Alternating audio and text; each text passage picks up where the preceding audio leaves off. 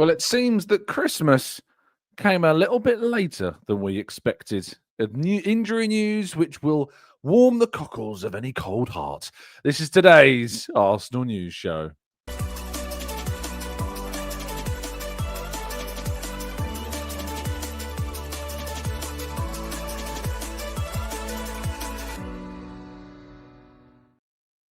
Hello and welcome to the Gooner Talk, back again with you guys and girls for another episode of what is indeed the Arsenal News Show. Joining every single morning at 8 a.m. UK time. Thank you so much, as always, for joining me and making this a part of your morning routines. Hope you're doing good. Hope you're doing well. Thank you, as always, for joining me and making this a part of your morning routine. Good morning to those joining us live in the chat box. Hope you're doing good. Hope you're doing well. Thank you to Mandy, to Steve, to Claire, to Nigel, to Paul. We've got Zoom, we've got Mohammed and our other Pauls in the chat box this morning as well. Arasilki, Matt G, Zoom and Terrence, good morning to you, to Knowledge and PM1 Paul. We've got Glenn, we've got Cold Fire and Logan. Good morning. Thank you guys, as always, for tuning in. Greatly appreciate you being here. And thank you, as always, for supporting the channel. It is always a pleasure to see so many of you, especially during this festive kind of twilight period between Christmas Day and New Year's Eve. Everybody knows this. You know that this is kind of that strange time where even the day of the week becomes a little bit of a blur. I had to check my calendar. We're playing on a Saturday, 3 o'clock. But it didn't feel like Saturday. It didn't feel like Saturday at all today when I woke up. But it is, and Arsenal have a 3 o'clock game and back in Premier League action so soon after their League Cup delights against Crystal Palace, in which they narrowly, through a penalty shootout, squeezed into the semi-final where they'll face Chelsea in January and February to find their way, we hope, to a first League Cup final in many, many years. Aguero Mustafi, anybody? Ringing any bells? Well, yeah, it's been a long time. But good morning. Thank you so much, as always, for tuning in. Greatly appreciate you all being here. Let's jump into today's stories. Do drop a like on the video. Do subscribe to the channel if new around here, with those notifications turned on so you never miss a show. But yes, we begin with Brighton's team news because Arsenal are in action today against Brighton. And so getting an insight into who is and who isn't going to be available for our opponents is important. But despite the fact that they have got some players returning from suspension, both Lewis Dunk and Diego Gomez will be back after they served their suspensions against Sunderland in that draw they had with Sunderland. Jan-Paul van Hecke is said back in contention as well after missing the goalless draw as well. And Danny Welbeck is the big returner, and there is hope that he will be available for selection in this game. But there are still some other players who are both in doubt and definitely out. Mats Vifa is said to be being assessed ahead of kickoff. He would be the option at right back, really, for Brighton. And they've got some long-term absentees, most recently Stefanos Zimas, who started the game against Arsenal in the League Cup fourth round fixture. He is out. He is out with a long-term injury, as is Adam Webster. And Solly March are still working their way back to full fitness, while Carlos Baleba is unavailable because, of course, he is away with the African Cup of Nations duty with Cameroon. So the expectation in terms of a team is likely to be Verbruggen in goal, Weaver, Veltman, Duncan, Kadiolu as the back four, Ayari, Gomez and Gruder as your midfield, and then Matoma, Rutter and Minter as your front three is the expectation around Brighton for today's game. There were some positive updates from Mikel Arteta on both Gabriel and on Kai Havertz ahead of the game against Brighton. He was speaking to the media, of course, including our fine selves after the game against Palace in the League Cup. So the updates that we got from Arteta actually came a couple of days ago. So things have progressed since that point, which is obviously really positive for Arsenal. But he says regarding Havertz, he's quite close. I think a matter of days, not weeks. Let's see in the next steps how he responds to that. But he is, again, a player that we missed a lot, a player that brings the team into a different dimension. So I'm really happy to have him back soon. And then asked about Gabriel, it is suggested that we have to wait and see. He hasn't trained yet, so he's still doing his rehab. But hopefully as quick as possible, he can be back because we know the situation we have in the back line. So he said this speaking on Wednesday the 23rd of December. There were some sessions for some on the 24th and there was a training session on Christmas Day, as far as I'm concerned, as far as I'm aware, at least a little one. And then, of course, a session yesterday on Boxing Day, which may or may not have included a certain Brazilian centre-half, to which, of course, we've seen the reports coming out and the suggestions coming out from the ITKs around there. Hand of Arsenal, of course, yesterday, very much putting a late Christmas present into people's stockings, that Gabriel could indeed be in contention to be part of the squad and that he's with the squad overall. We've seen the videos of the players arriving at their hotel yesterday, and I'm sure we'll get some more videos of the players leaving the hotel today, because that happens. I have to admire the effort that goes into doing that. It could never be me. I couldn't be standing at a hotel putting out videos myself. But respect to those that, of course, have got the time and effort to be able to go and do that, because it is greatly appreciated for those the extra info that is in there for match days. Yes, we've seen those videos. I think it's Connor Hummer's put out that video of the players arriving as well. There is a little concern over Jurriën Timber, but hopefully he'll be okay. Pierre Hincapié as well is a bit still of a concern over him and how he's recovered from this shoulder injury. And of course, we're still awaiting more information on Gabriel Martinelli's little knock that he took in the game against Palace as well. But it wasn't really expected that he would start this game, and we'll come on to the lineup in part 2 when we go into the preview, if you like, ahead of this one. But on Brighton, Mikel Arteta said, well, obviously it's a club that I admire a lot, and what they've done over the last 10 years is incredible. They've had very different managers, and now Fabian has come in and brought some very different ideas as well. A lot of energy, a really, really committed team, and they look very, very together. They have a lot of quality, and they can play in different ways, and they are versatile players, so it will be a tough match. Asked about the difficult December period and how helpful it is having 2 home games in the Premier League during this period. He said, well, we need obviously to prepare for what is coming, but at least tonight and tomorrow I will have some time with my family that are here, of course, talking about Christmas Eve and Christmas Day. And there is time to enjoy, there is time to work, there is enjoying the pleasure and the opportunity that we have to be playing at this level and in this country with the history that we have here as well. He was asked about Calafiori being in the top 5 players in terms of being the least dribbled past this season, and whether or not he could cover for Gabriel if needed. And of course, he had a great game, I thought, against Crystal Palace at left centre-half. And he says, well, he's done that, played centre-back. What he didn't do before is what he didn't do before is play as a fullback. So we brought him in because we believe that he could do both. Those stats are really important, especially if they're still aggressively winning the ball. I don't want players just going backwards, as they don't want to be dribbled past. So those two, Calafiori and Gabriel, have a great mindset. Rishi's availability have been really good this season as well. And I think tonight he has played a really good game. That was, of course, against Palace as well. Asked about now playing in the majority of the game against Palace, Gabriel Jesus. Arteta said, yes, he's very fit. We've been gradually increasing his minutes, but today, as long as he was okay, everybody was happy to let him go. And before we started to take risks and get him into the fatigue mode, we took him off, but I am very happy with what he saw. So Arteta's got a choice today. Jesus or Gyökeres. Now, Gyökeres didn't play any minutes against Palace, so I think it makes sense, of course, for Gyökeres to start that game. But it is going to be something that becomes more of a talking point, especially when Kai Havertz comes back. Of course, there is some hope that Kai Havertz may be back in the coming days as to what then happens at centre-forward. But we've got options, lots of options. So that's very, very exciting for anybody of an Arsenal persuasion. And speaking of options, let's go to part 2, look ahead to today's game and get some more feelings about what we might choose in today's Arsenal preview show.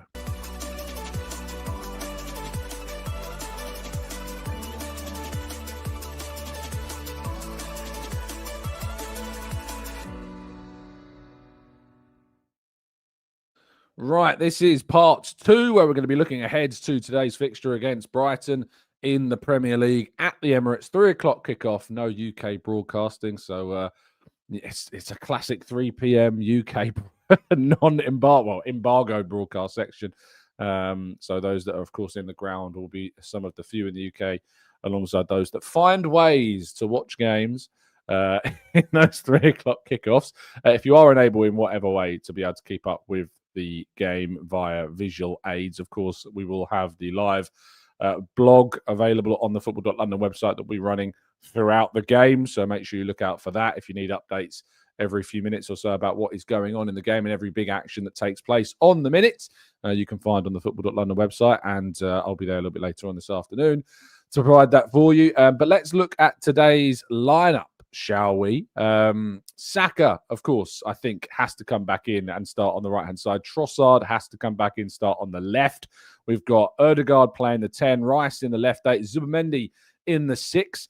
I don't know if Nkapie is going to be available, and so for that reason, I think MLS starts at left back. Had Nkapie been fully fit, I would have been intrigued to see him play left back and keeping Calafiori at left centre half.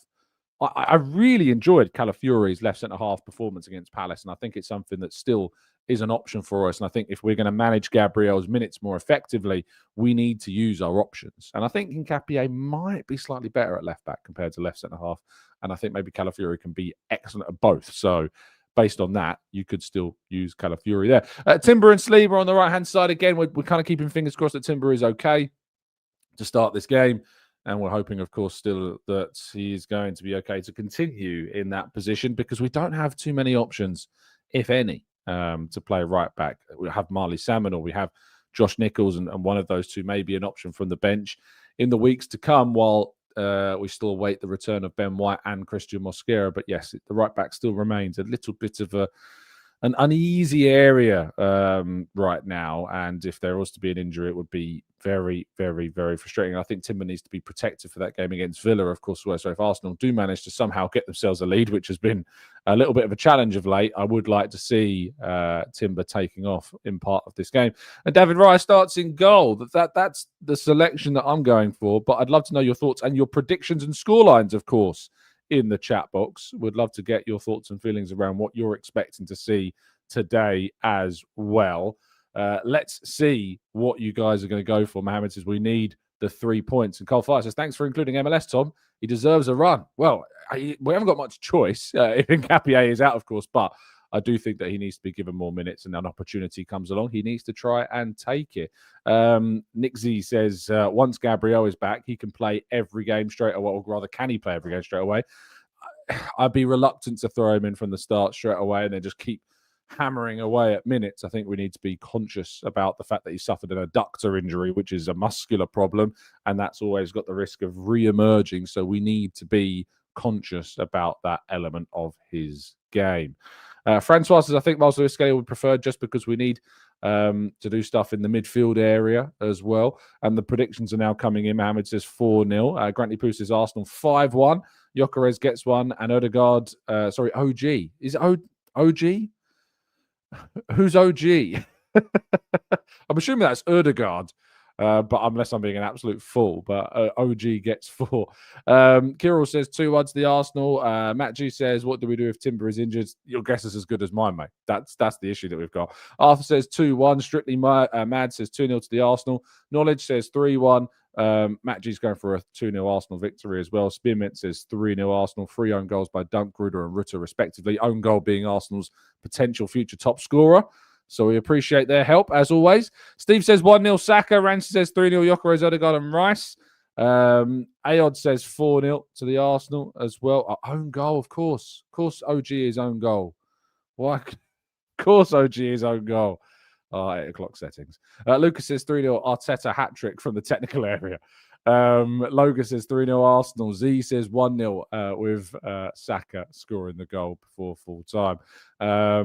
Colin Stanson's going for 1-1-5. I wonder what the reference is, Colin. I wonder what it is. We've got Paul saying 3-0 Gyökeres with 1, Saka with 2. Charlie's going for a 3-1 win for us on the day as well. And it's going for a 2-0 win as well. And he says 1-0 Gyökeres penalty.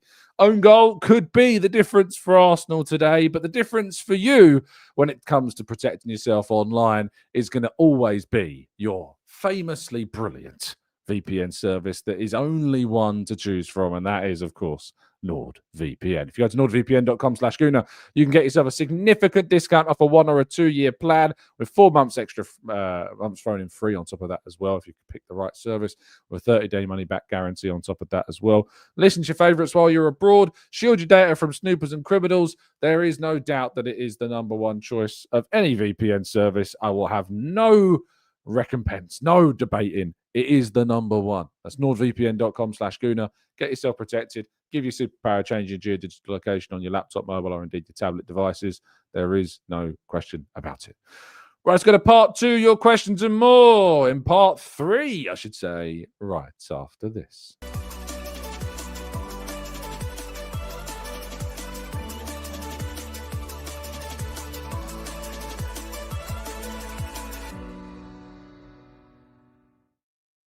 Right, this is part 3 of today's show. We'll be jumping into the chat box, tackling some of your questions, some of your thoughts and feelings at the moment. If you want to know where Brighton kind of are at the moment, Brighton find themselves slipping down the table. They're currently in 9th. They're winless in their last 4 matches in the Premier League. They've won 1 of their last 5 games as things have slipped. They drew 0-0 against Sunderland, drew with really lowly West Ham at home, were beaten 4-3 at home by Aston Villa in a very crazy game, and were beaten and then beat Nottingham Forest.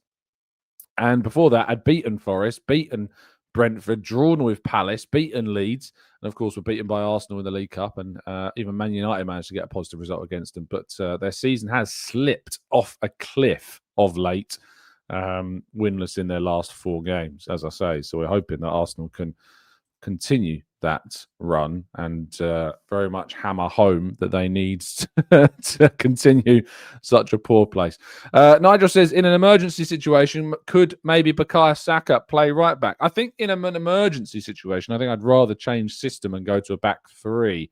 Saliba, if Gabriel's coming back, Gabriel and Calafiori is that back 3, and then play kind of with wing backs instead. I think that'd be a better option than going to kind of a right fullback scenario, but it's tough. It's really tough. If Timber was to be missing for whatever reason, what happens at right back, I really don't know. Paul says, if the unthinkable was to happen with a player as the closest profile to Rice, I'd say go for either Calafiori or Miles Lewis-Skelly. I guess if that's if we lose Rice into kind of that area, and would we play either of Calafiori or Miles Lewis-Skelly in midfield? I don't think so. I think what would happen is we play Zubimendi and then Marino at left 8, and then play Ødegaard and Eze. Or you could play Eze and Ødegaard potentially together as well as options in those number 10 positions together. Logan says Forest to beat City, Chelsea to beat Villa. Of course, there are Premier League games in action today outside of Arsenal. We did run through those yesterday. But Forest, the early kickoff at home against Manchester City. We've got to keep fingers crossed they can do Arsenal a favour. West Ham hosting Fulham, Brentford hosting Bournemouth, Liverpool hosting Wolves in what is going to be a very emotional day at Anfield, commemorating the very sad passing of Diogo Jota. Arsenal take on Brighton in the final of those 3 o'clock kickoffs. And then the late kickoff today is another big game at the top of the table. Chelsea take on Aston Villa.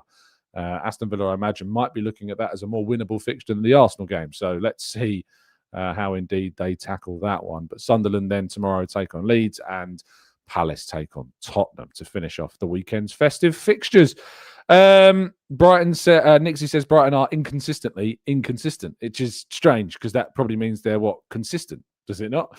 Arthur says Norgard and Rice to play in defence. Maybe Norgard, I guess, could be an option at right back in the worst of cases, but again, he lacks any kind of real, speed and movement to play forward. So, yeah, it'd be very difficult to see him there. Calafiori has played right back, so maybe that becomes an option. But again, Hincapie's injury makes that difficult too. Fizzy says, Tom, what about Miles Lewis? Get it at right back since he doesn't go but to the byline on the left either.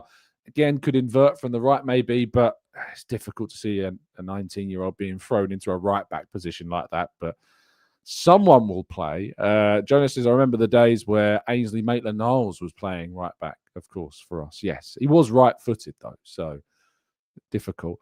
Zoom says, feeling Norgard would play anywhere he was asked to. He would. There's no doubt that he would play there. Like, if he was asked to play there, he's not going to fight that battle. If he's offered the minutes, he'll be playing the minutes there. But we have Josh Nichols, we have Marley Salmon. Do we throw a younger player in? I think he'd be more likely to play Marley Salmon there than Nichols. But we have youngsters who could play that option, and big teams do often force themselves into having to do that. Rico Lewis getting opportunities, Connor Bradley getting opportunities. At the end of the day, sometimes you have to be a bit brave and use those younger players in big moments. Terence says, morning, Tom. Watching 8 a.m. live in London and privileged to be able to go to Brighton and Villa matches. Recommend a spot for a bite and a beer before the game, representing the NYC supporters today.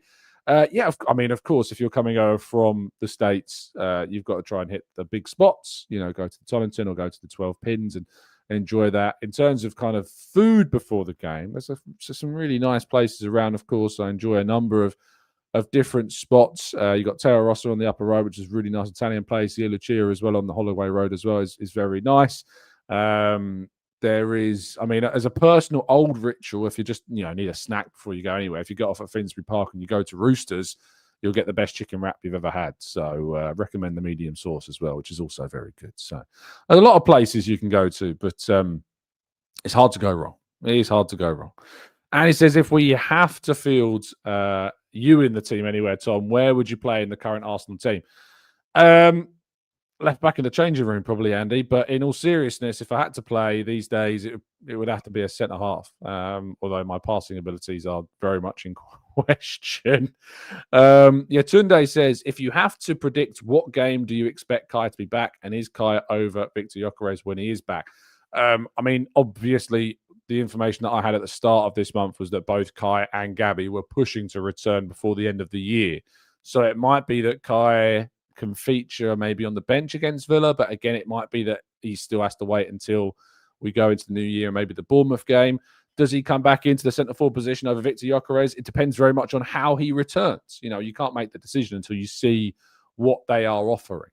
There's absolutely no way of knowing what they're going to offer until they're back. With Gabriel Jesus, I've been really impressed by what I've seen since he's come back. So that's why he started to focus a little bit more into my thoughts about who should be playing. But there's lots of options for Arsenal now, and it's getting exciting having all these players coming back and these options in attack for Arsenal as well.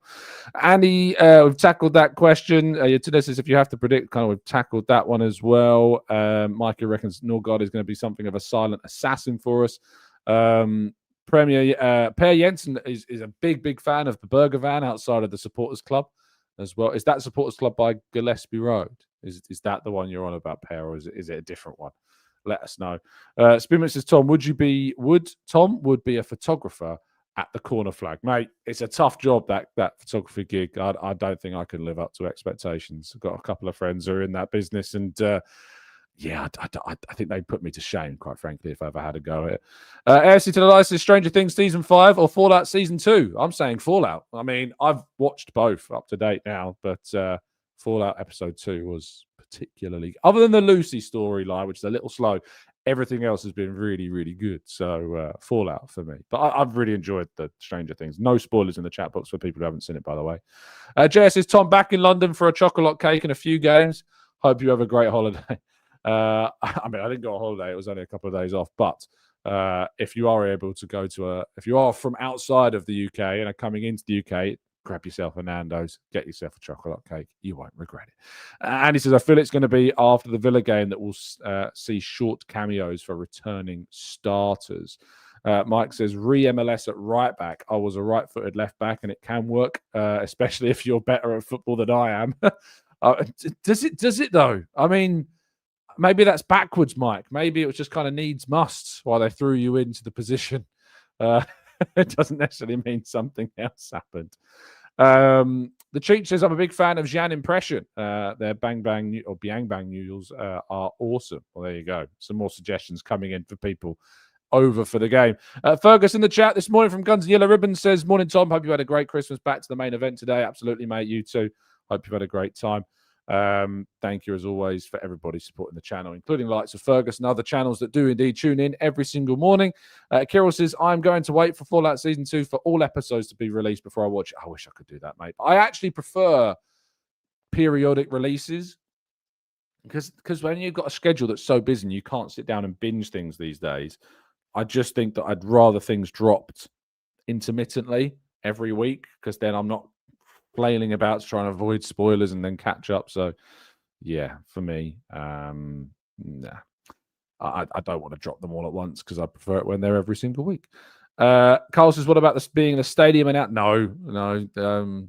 Our good friend of the channel is far too good to ever being considered to be replaced at that gig. Dark Rose says, Tom, you ever regret losing Heaven? Not really. I don't think so. I think we've got plenty of very talented defenders at the club and don't need to worry about that. He wanted to leave. Yeah, and that's enough sometimes to be okay with a player leaving. Charlie says, I have been campaigning for the teams to create chances for Victor Gyökeres, but he has to step up and offer more. Real competition is coming for him, and if he fails to step up, then I see Havertz and Jesus selected ahead of him. I mean, even some of Gyökeres' biggest backers and have been suggesting that, of course, he needs more service, are seeing a little bit maybe of the light there regarding the scenario as well. We've kind of talked about, the amount of options that Gyökeres is getting, but, I know he's got a big cult following and dare to say anything slightly critical, they will come for you. Lucas, how's your FPL team doing, Tom? It's okay. I'm not too... It's been better than it has been in recent seasons. So, yeah, not too bad, but can always be better. I'm more focused on the Journo Super League than anything else at the moment. That's kind of the bragging rights there is obviously quite strong. And I'm sitting currently 12th out of 32. So not too bad.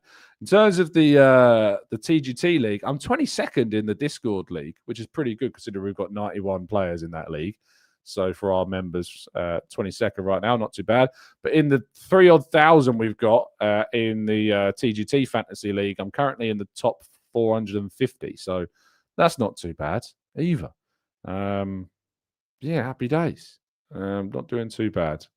Surviving so far. Soup says periodic releases are a problem for me these days with my memory. That's why there's catch-up bits before every single episode. Fizzy says, for MLS at right back, 90% of left wingers will be cutting onto his stronger foot.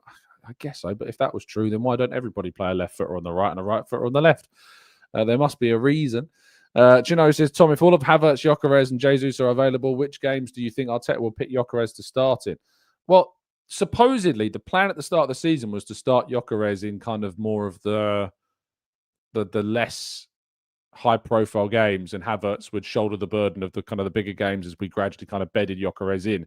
But Havertz's and Jesus' absences really did, put all the pressure on Gyökeres straight away. So I guess maybe that plan would then re-establish itself, but maybe the fact that Gyökeres has played for half a season has changed that as well. Up the Arsenal says, is it true that Mosquera is in the squad? I've heard nothing about that. It'd be great if he was, but I thought he was out until January at least. But no idea, mate. Ashish says, we get a player like Semenyo or Yildiz. I mean, we're not going to get Semenyo, so you can put that away, unfortunately. But what will players like Eza do? Will they get enough game time? Is it better to just not do anything? Thank you from India and keep up the good work. Thank you, Ashish. Well, I mean, in terms of kind of transfers, as I said, we're not expecting anything big in January at all, really. If Arsenal were to move for Semenyo, it was more likely to have happened would happen in the summer, but the expectation is he's going to join Manchester City. Yildiz is a player that Arsenal, of course, have looked at, but again, would be quite expensive. Would they go for him in January again? It would have to take kind of something big to happen, I think, for something to change. So, yeah, I'm not necessarily sure that is going to happen. But I don't see Semenyo joining Arsenal at all. I expect him to go to Manchester City. But stranger things have happened, so let's wait and see. Seek says, when is Ben White going to be coming back? We hope January, but it still might be a little bit later in January. It's not an ideal scenario for Ben with his injury, but Arteta did say that he has responded very well since the injury began. Diallo says, Tom, if our entire squad is fully fit and you can choose a best 11, who would be your sub if you were only allowed to have one player on the bench? It's a good question, actually, because it does change your 11, because you would probably pick a different 11 based upon if you only had one sub. You'd have to pick somebody who's quite versatile. I mean, Marino's not a bad option, to be honest, because he can come on and play, kind of solidify the midfield. He can come on if you need that extra kind of bit of firepower up front. I don't think Mikel Marino's a bad choice at all for that position of the number one sub. Trossard would be my starting player, so I don't think I'd choose Trossard. I think it has to be Mourinho. I think Mourinho would probably be that player. Sam says, I'm torn with the Gyökeres situation. Since October, my other friends started criticising him and his performances and his lack of goals. It's hard to know what is the best mindset to be in as a fan. I can help you out, Sam. The best mindset to have as a fan is that the bottom line is that you support. That's the bottom line. You support every single aspect of the club. You know, you want them to win, you want them to do well, you want them to succeed. You might be concerned, you might have worries, you might have criticisms of your own, and that's absolutely fine. You can be critical, you can have concerns, you can raise up issues that you think exist. But as long as the bottom line remains that you support the team and you never want the team to lose, because as soon as you ever want your team to lose because you think it would be to the betterment of Arsenal, which is never true, then you lose that fandom aspect of your supportership, basically. If you've ever wanted Arsenal to lose, I think there's only one justifiable scenario, and we've talked about this before on the channel, where there's only one justifiable scenario where you can, as a fan, as a true Arsenal supporter, want the team to lose, and that is that if the defeat has absolutely zero negative impact on Arsenal whatsoever, but prevents Tottenham from winning something, I think that's the only time that it can actually be justifiable. But that wasn't the case for, say, when Spurs lost to Manchester City, which stopped Arsenal winning the league, because that actually cost them Champions League qualification, and they would have qualified for the Champions League most likely had they have beaten Manchester City. So if the shoe was on the other foot there, it would have been the other way around. But yeah, as soon as you've ever wanted Arsenal to lose a game, I'm sorry, but you lose your fandom. You lose that. You suddenly become a lesser supporter than anybody else. But yeah, you can criticize, you can critique, you can have concerns, you can voice your worries about players. It still doesn't affect your fandom, you know, because at the end of the day, you want Gyökeres to do well. You want him to succeed. You want him to prove your doubts and concerns wrong. So that's why. That's how your fandom is. That's how your mindset should be. Diaz says, Tom, personally, I've given up on him. I'm tired of talking about him. I think we'll need more and move on next summer. Maybe that's just given up on Gyökeres already. That's ridiculous. And he says, it's the FIFA Football Manager generation. It's the crazy thing that we've had such a crazy summer, and it's only injuries that are even bringing up such a thought at the moment. Chris says, Mick Mills and Dennis Irwin are two legendary left-backs who were right-footed. Timber has also done well as a left-back. He has. It does tend to be left-backs who are right-footed, though. It's rare that we see right-backs who are left-footed. I wonder why that is. Rand says it's maybe a bit off-topic, but can you recommend a good English newspaper or magazine? Yeah, I can. The Mirror. I can recommend a very good newspaper. Not that I'm biased in any way, shape, or form, but I'd recommend picking up a copy of The Mirror the next time you happen to be in your local newsagent. So, yeah, go and grab a copy in the morning. Not that I'm biased in any way, shape, or form. The man in the mirror this morning, indeed. That's the way to put it. Terence says, music question here.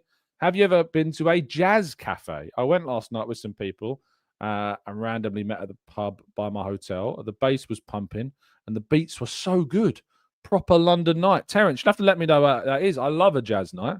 I've been to, me and the missus went to a 1930s jazz event the other week in Peckham, and it was brilliant. Like, you had to dress up very smart. I think I put a picture out on socials that showed how suave we looked in the evening. But yeah, from that point of view, it's a great thing. I love those types of evenings. The story of my wedding day was that I couldn't sleep. I was up at like 3 o'clock in the morning and I couldn't sleep. So I just kind of put a jazz playlist together for the next day for the wedding breakfast. And then I'd spent like 2 hours making this playlist of like loads of songs and obviously jazz versions of songs that I love as well. And when it came to the wedding day, I was so obviously caught up in the day that I completely forgot to hand my phone to the DJ to play the music during the wedding breakfast. So it never even got used. But it is a playlist I often use when I'm working in the background now. So yeah, you'll have to let me know where it is, Terence.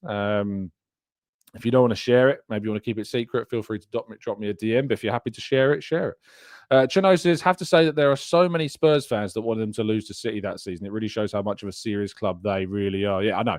It's completely different. Like, if Arsenal were in that situation, Arsenal would be trying to beat Manchester City, no matter what. You know, my love for Arsenal will always outweigh my hatred of Tottenham Hotspur. It will always outweigh it. And so unless absolutely no drawback is present for Arsenal, if indeed that they were to say lose a game and Spurs would stop Spurs from winning the title, that's the only scenario I can ever think of where maybe it's slightly acceptable to want to do that.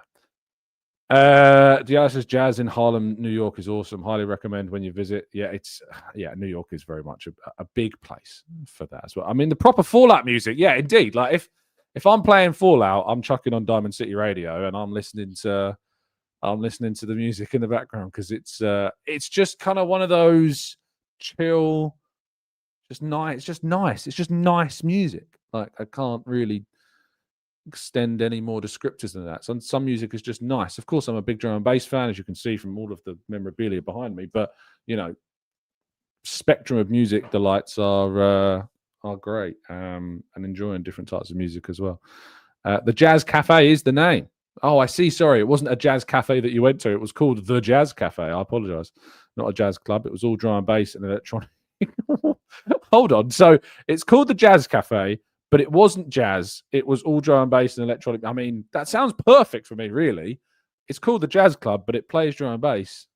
I can get on board with that. I can get on board with that 100%. Matt says, well, if we win the league by 3 points or fewer this season, Spurs winning at City in August would have been the difference. It's very true. Maybe we can highlight that. If we win the league by 3 or less points, then we can look back to when they beat City as being the reason. I hope Arsenal win it by an absolute canter, though, if I'm being honest.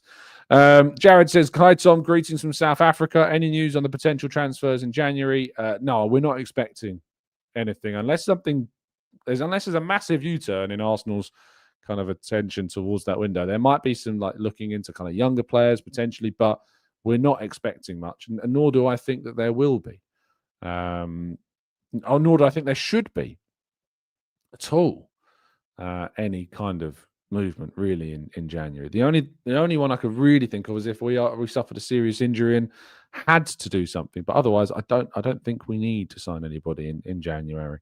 Snigler says, Tom, a bit of a random question, but why is the left/right back position called the fullback? Is there a reason historically of why is it called that? Why is it called a fullback? I don't know. In English football, otherwise it's going to come up with other sports. It seems to say the term fullback in English football originates from early tactical formations where the players in that positions were stationed at the farthest point or fully back in the defence. That's what the AI Google review answer says. But I don't know how accurate that is or why it's called the fullback. So yeah, that's the best explanation that I've got. So if anyone else wants to challenge that, feel free. Diallo says, Tom, I've been combing through the Epstein files, and I'm glad to report that so far I haven't found any Arsenal connections. I'll continue digging through. Yeah, you do that. Honestly, people love conspiracy theories, don't they? You find it with Arsenal. You find it with journalists. Like, he's reported this. He must have some kind of conspiratorial element to it.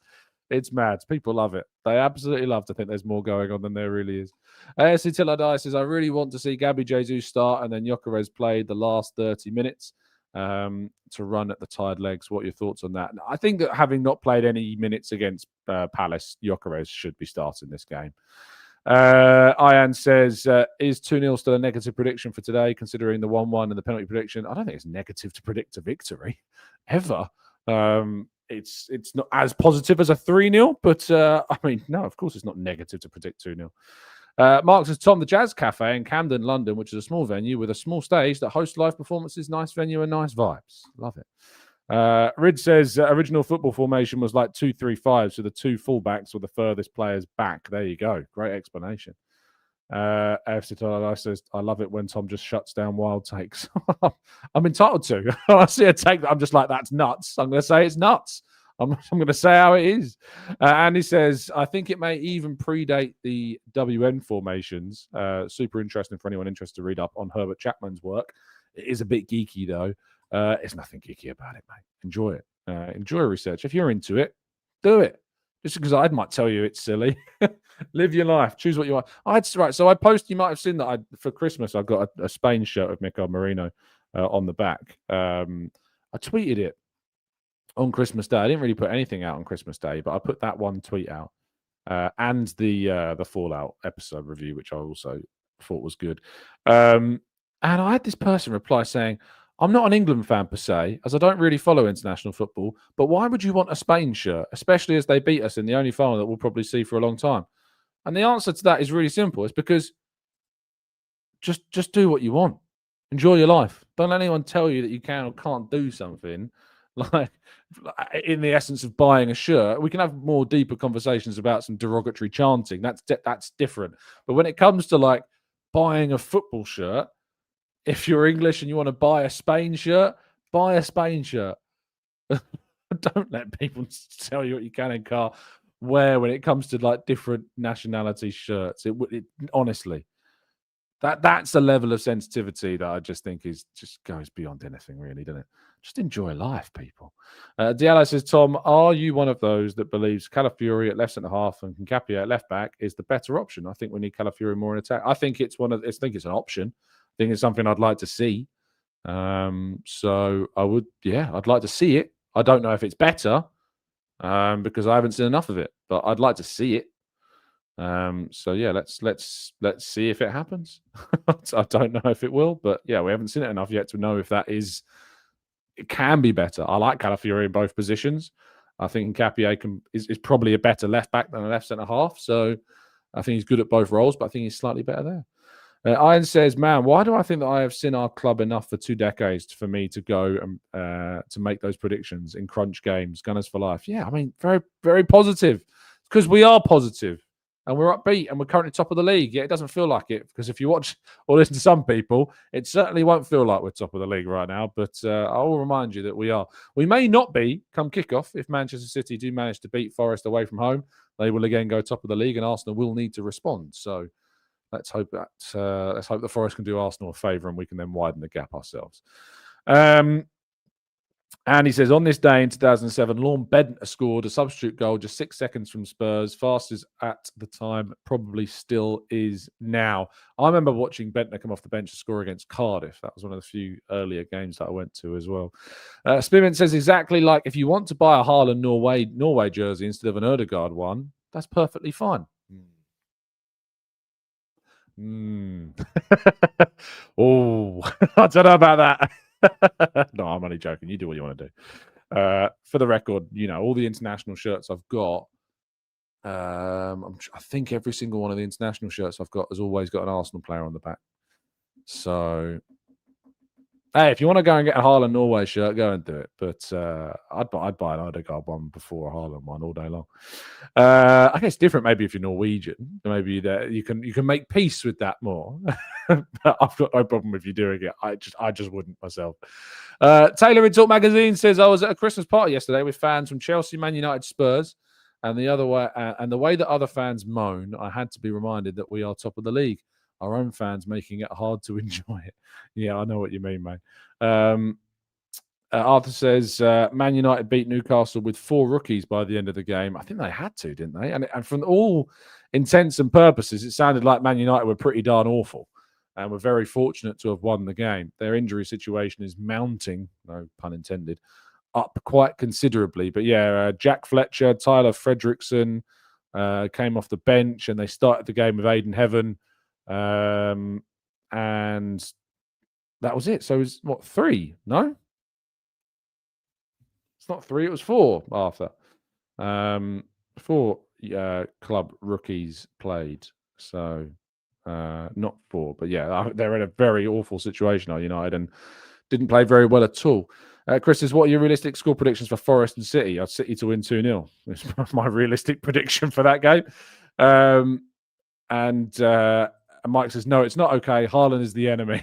You can't have him. You can. And Carrie Ann, who is Norwegian, might go and buy a Haaland shirt. And who could blame her? But yeah, look, I wouldn't personally, but I'm not going to go and tell you what you should and shouldn't be buying or wearing. It's not up to me. Diallo says Man United were very fortunate to win that game, and Newcastle were equally diabolical. Ramsdale looking suspicious. Yeah, I mean, imagine. Do you remember those debates that used to happen at Arsenal when we were bringing in David Raya, and I used to have to basically have battles with people in the morning saying, "Why have we bought Raya? We've got Ramsdale. We don't know. We're wasting money. Why have we done this?" Do you remember those battles that we used to have? It looks like such a silly thing to have even had a discussion about now. David Raya is just a world-class goalkeeper. There was a time where I thought Ramsdale might become world-class. Sadly, wasn't to be. But yeah, I mean, David Raya certainly is a world-class goalkeeper. No question. Josh says, is the January window now seen as a dead window for us? It's not a dead window. No window is ever seen as a dead window, Josh. It's just having spent as much as we did in the summer, FFP being what it is, and the January window being what it is, which is never a great window to do business. It's not particularly thought of as where Arsenal are going to be very active. It would be a very big surprise if Arsenal end up being very active. Let's say that. Maybe Carry On, you can help me. Haaland, of course, with the accent that you've put there. Am I pronouncing Haaland correctly, or is it more Haaland? Is that how you pronounce it? As our Norwegian listener, you probably should be able to give me the phonetics of it. It's Ødegaard, like Ødegaard, isn't it? It's more Ødegaard than Odegaard. It's not Odegaard, it's Ødegaard. I'm pretty sure that's pronouncing it correctly, but Carry On, you'll be the one to tell me if I'm right or wrong on any of those. But give me the phonetics. R says Ramsdale was loved by most of us, but Raya proved us wrong. Well, he proved some of us wrong, I will say. Not everybody wrong. Some of us were pretty darn happy about the David Raya signing. Mike says, not this January, but it doesn't mean that we won't be active in future. Yeah, of course. I mean, the summer transfer window, Arsenal are expected again to be active in the market. Unsurprisingly so. So, yeah. Eddie says, how about a Van Persie Netherlands shirt? Hey, you do you, mate. if you can wear that, feel free to go and do it, mate. But I'm not going to do that. But feel free to go and do it. Per Jensen says Haaland is pronounced Haaland. So it is Haaland. Is how you pronounce it according to Per Jensen. I think, Per, are you Danish or Norwegian? Jensen's quite Danish, is it not? But obviously Scandinavia, there's a lot of crossover. But yeah, tell me if I'm wrong. Maybe I'm being horrendously offensive by making any assumptions, but I thought Jensen was more of a Danish name. But yeah, Haaland is, I think, the better is the way you pronounce it. Norwegian, yeah, Norwich. See, look, that's me being so presumptuous, Per. So presumptuous. Have you got? Is there any Danish heritage in your family then? Be curious to know, because as I say, and tell me if I'm wrong, but I thought Jensen was kind of quite a Danish name, but maybe that's just me being really ignorant. So you'd have to let me know. Kara says yes. The last time you said it right. Haaland, and you did Ødegaard really good as well. So there you go. Yeah, it's always important. I mean, I don't take too much offense when people say, Tom, just a heads up, this is how you pronounce it. I think some people can be really, really rude when telling you to kind of pronounce things in a certain way.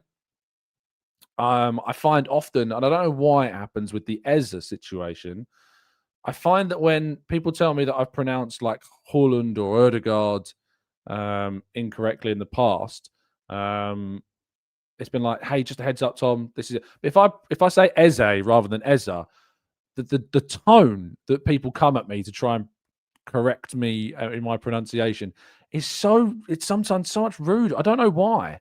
But that's the experience that I've had. And I don't have any problem with people correcting my pronunciations. Just be polite about it. And some people who have said about Eze have done it in a polite way. It's not all of it. But I do find that it's sometimes much ruder, and I don't know why. Maybe anyone know why? But yeah, I have no idea. Canton is. I don't think Canton is French. I thought Canton's got Welsh background to it, but yeah, I don't know. I think there's lots of different Cantons. There's Cantons in America. There's Cantons in other ones as well. Throughout says, Tom, as a Brit living in Denmark for the past 10 years, let me tell you, you'll never get the pronunciations right. Trust me. I know. Tammy says, it is quite easy to say Azza, to say, I mean, Azza? I don't think is that right, Temmie? Charlie says, it is actually Ezza and not Ezza. Eze or Ezza. But I get, and this is what I mean, it's actually Ezza, not Ezza. It's strange. I don't get it. People, I just think there's, if you want to correct me. But some people just do it. It's like, you're actually wrong. You got that wrong, mate. Actually, get your pronunciations right. It's wrong. Apparently, Canton's Swiss, according to RLD. I don't know. I've got it in loads of different backgrounds. So yeah, there's loads of different kind of what's the word, lineages for the name Canton. Mark says Ramsdale was doomed when he said in an interview that he loses concentration during games. That's like a ref without a whistle. Come on, you Gunners, hit them likes and support Tom and TGT. Great show as always. Thank you, mate. Very much appreciate the kind words. Z says Goldbridge pronounces him Izza. Wow.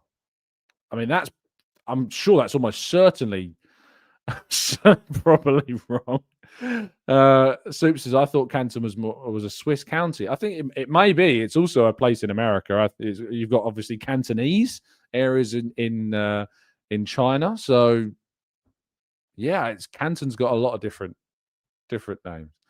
Diaz says, all my cultural Nigerians who grew up in Nigeria, including the old aunties, told me it's pronounced Eze and not Ezza. And I've had people of a Nigerian background come to me and say that that's the case, but I've also had others say that it's not. So I'm really confused. And I've heard the man himself say Ezza as well. So it's very confusing. I always think that it's important to listen to the person. Like, it's their name. I think they should tell you how to pronounce their name. That said, Christian Nurger, as he sometimes pronounced it, or Norgard, he said it in different ways, depending on where he is. There's a brilliant video from the guy from Tifo who's doing a video on him pronouncing it. So, yeah. But I've heard Ebereche say Eze, and I've heard him say Ezza. So, yeah, who knows? I think the person should choose how their name is pronounced. Absolutely, it should be the person. And I think people should respect that. If your name is pronounced a certain way, if that's how you pronounce it. If someone said Canton a different way, I'd say, well, it's Canton. And I'd hope that you'd respect that, rather than telling me, but no, it's pronounced this way because if you go back to 1903, it's like, no, it's someone's name. It's their name. They can pronounce it. However they think their name should be pronounced, that's what it should be. No, why shouldn't it be that? Italian Talk magazine, given how tall Tom is, it's probably the Welsh derivative of the verb. Maybe is the Welsh. Is Welsh known for being quite tall? I didn't know that.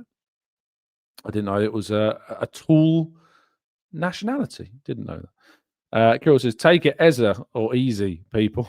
My name has been pronounced bad my whole life. I gave up. Everyone makes Cyril out of it. I always assumed it was Kirill, but you can tell me if I'm wrong. Spinman says, it reminds me of how Trent goes by Trent instead of Alexander-Arnold now because he didn't think the Spanish would be able to pronounce his name correctly. Yeah. Yes, it's not Canton. It's very much Canton. So yeah.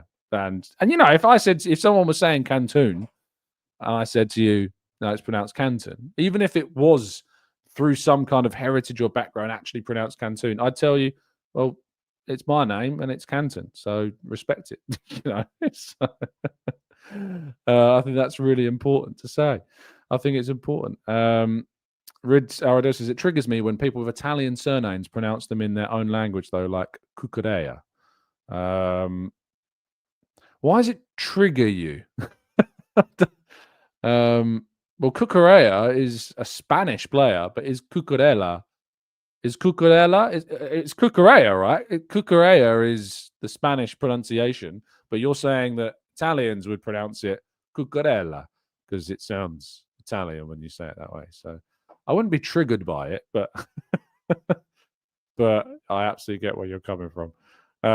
It's like, I'd say Porsche, but some people just say Porsche. Well, it's German, so I'd say Porsche because it's German. I wouldn't say Porsche. But then I guess someone would turn to me and say, well, the Nigerian way of pronouncing Ebereche, Eza, is to say Eze. So it's a minefield, isn't it, really? It's an absolute minefield.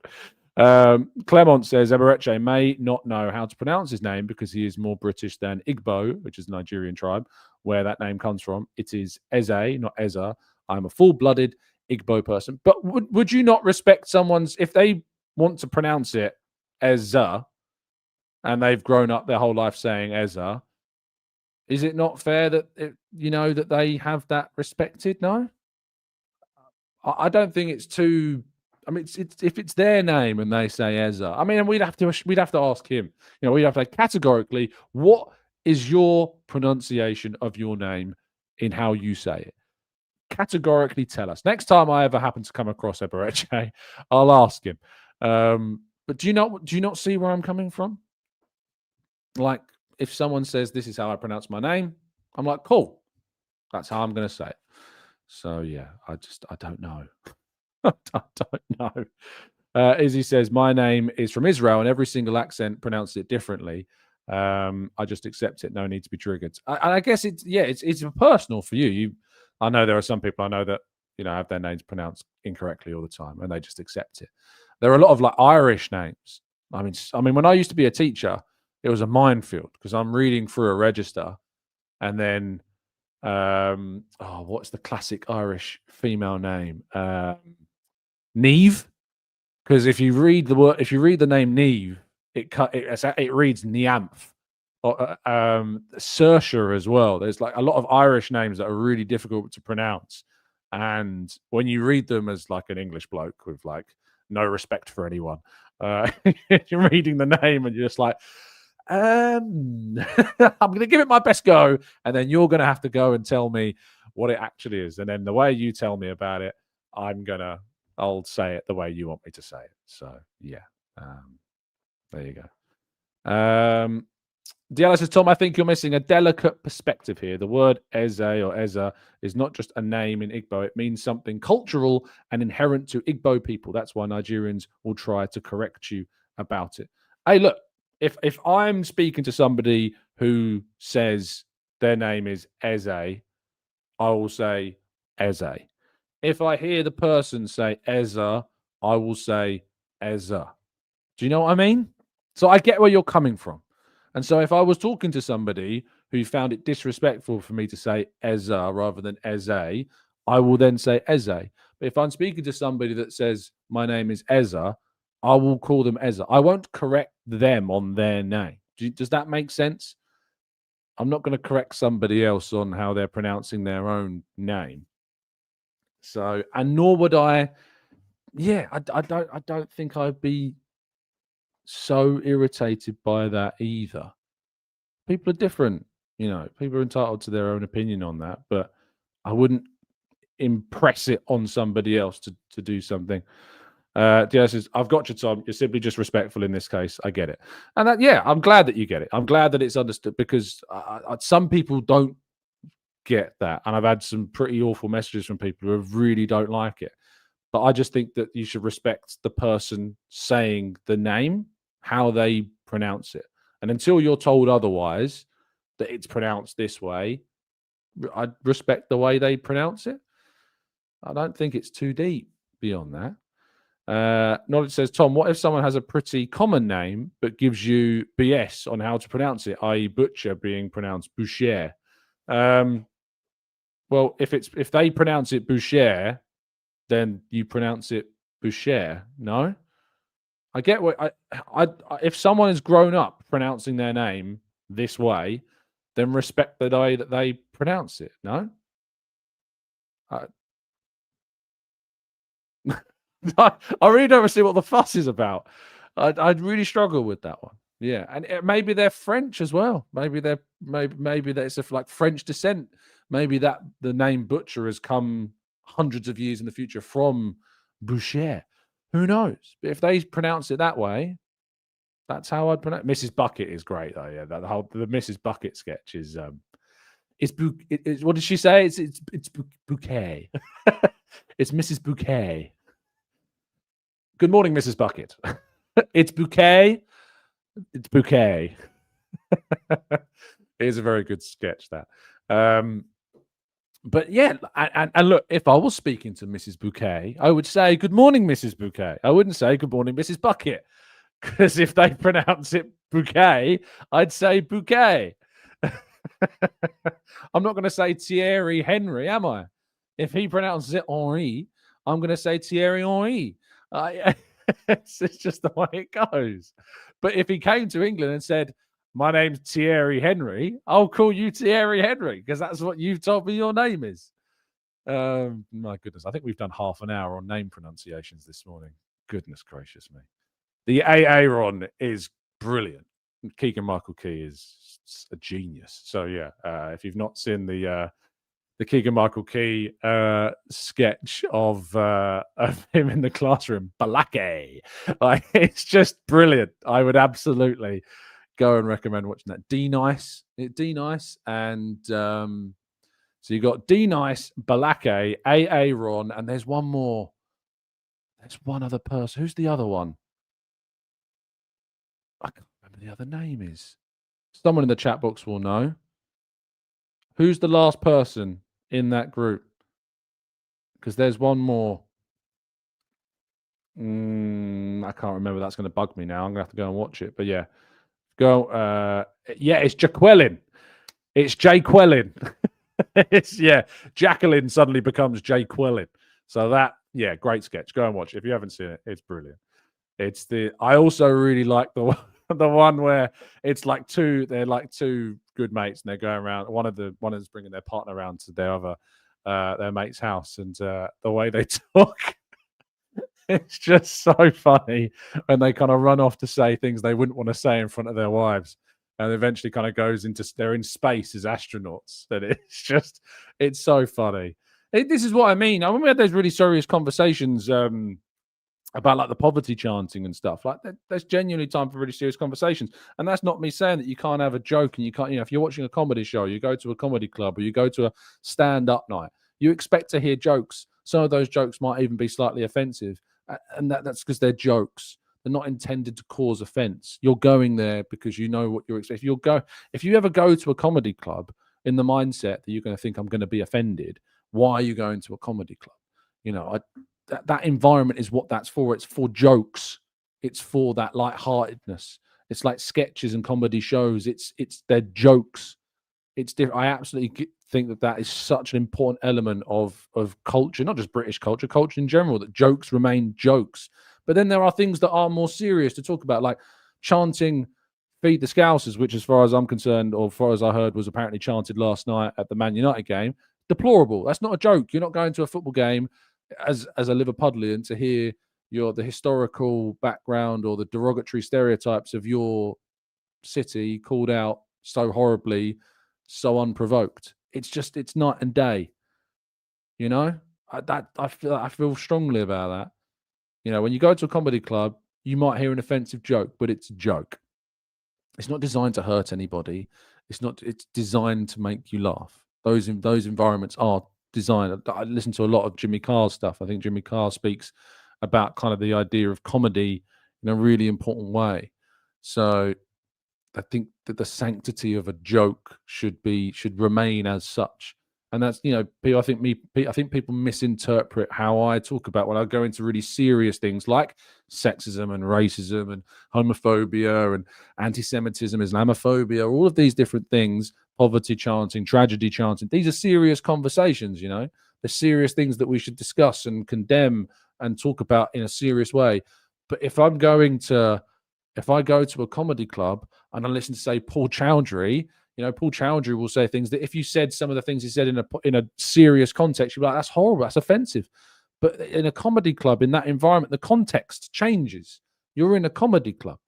So, yeah, I think that's really important, So That's important to talk about, and that's where you draw that line, is the context, the environment these things are being talked about. If you're going up on Christmas Eve to Everton, you sing "Feed the Scousers" unprovoked. I mean, us even provoke. I don't know what Arsenal fans could have had chanted at them that would even go close to justifying retorting in such. I had someone tweet me saying, "Oh, they were chanting things at us, so we chanted that at them," and I'm like, "What did they chant at you?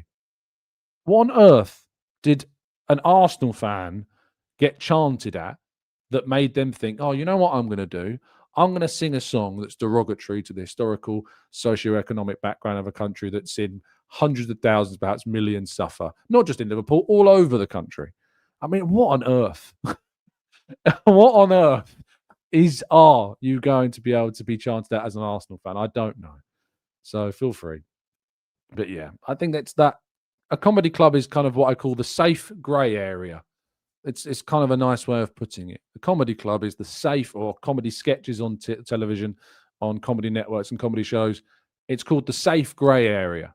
That's what I like to call it, because I think it's a safe grey area where jokes are jokes. But if you say things in different environments, they have different contexts, different meanings, different elements that change the way that should be absorbed, interpreted. So, yeah, madness, eh? Anyway, we've gone on for over an hour this morning, incredibly so. But thank you so much for tuning in. We've gone on a very big Christmassy tangent on pronunciations of names and stuff. But thank you for listening. And I'll be back with you tomorrow morning, bright and early, to discuss today's game against Brighton in the Premier League. Believe it or not, there's actually a football going on. You wouldn't believe it thinking about the show that we've just talked about.